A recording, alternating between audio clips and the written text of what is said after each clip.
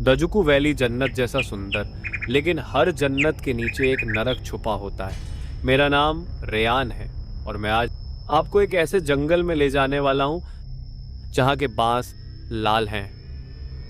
मैं एक solo documentary बनाने वाला व्यक्ति हूं। इस बार का विषय था पूर्वोत्तर भारत की लोक कथाएं। जब मैंने सुना कि दजुकू में लाल बांस उगते हैं, जिज्ञासा ने मुझे खींच लिया। गांव के एक बूढ़े आदमी ने मुझे रोका। जंगल में वो बांस नहीं, लोग हैं, खून पर जीते हैं। मैं हंस दिया। मुझे हॉरर ही तो रिकॉर्ड करनी थी। पत्थर के ढेर के बाद सब कुछ शांत हो गया। ऐसी सन्नाटा मैंने कभी नहीं महसूस किया था। ऐसा लगा जंगल मुझे देख रहा है। वो लाल बांस रक्त की तरह चमक रहे थे। उनका रंग अस्वाभाविक था, जैसे किसी जिंदा चीज का हिस्सा हो। जंगल के अंदर जाते ही मेरी घड़ी ने चलना बंद कर दिया, कंपास घूम गया और कैमरा ने रिकॉर्ड करना बंद कर दिया। दिन था पर अंधेरा छाने लगा, जैसे जंगल ने सूरज को निगल लिया हो। मैं पीछे मुड़ा पर रास्ता गायब हो चुका था। हर तरफ एक जैसे लाल बांस, जैसे किसी ने नक्शा मिटा दिया हो। एक बांस को हाथ लगाया और उंगली से खून बहने लगा। मुझे कुछ काटा नहीं था, पर खून था, जैसे बांस ने चूस लिया हो। किसी ने पीछे से कहा, तू वापस नहीं जा सकता। मैंने मुड़कर देखा, कोई नहीं था। एक टूटा कैमरा जमीन पर पड़ा था, पुराने मॉडल का, धूल में लिपटा हुआ। मैंने उठाया और उसका स्क्रीन अपने आप जल उठा। उसमें एक ही फुटेज थी। एक आदमी भाग रहा था बांसों के बीच। उसकी आंखों में वही डर था जो अब मेरी सांसों में था। फुसफुसाहट अब पास आ गई थी। वो मुझे बुला रही थी मेरे नाम से, रेयान, रेयान। मैं कभी इस नाम से डरूंगा सोचा न था। अचानक एक बांस के पीछे से झांकती सफेद आंखें दिखी। ना पलक ना पुतली, बस सफेदी, और वो मुझे देख रही थी।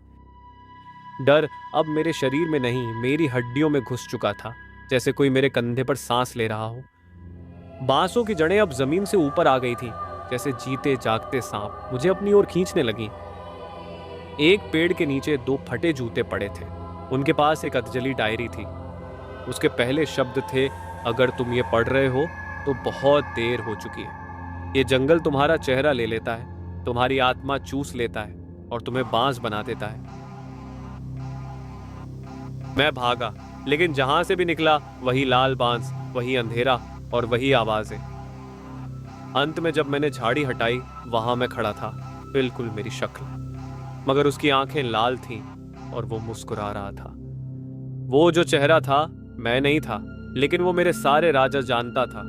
उसने वही शब्द दोहराए जो मैंने कभी सिर्फ अपने दिल में कहे थे।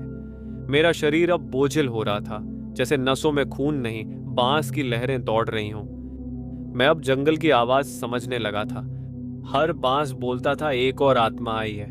मुझे अपना नाम याद नहीं आ रहा था, कैमरे का बटन पहचाना नहीं जा रहा था। मैं कौन था ये सवाल अब डर नहीं, हकीकत बन चुका था। जैसे किसी ने आत्मा को बाहर खींचा और उसे बांस की खोखली नली में बंद कर दिया हो। मैं चिल्ला नहीं पाया, मेरी आवाज मुझसे छीन ली गई थी। वही जगह जहां मैं खड़ा था, अब वहां एक नया लाल बांस उगा। उसे खून की हल्की बू आ रही थी।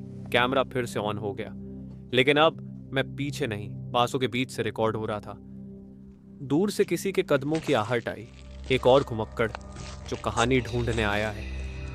और अब मेरी आत्मा बांस की फुसफुसाहट बन चुकी है। मैं उसका चेहरा चुरा लूंगा, जैसे किसी ने मेरा चुराया था।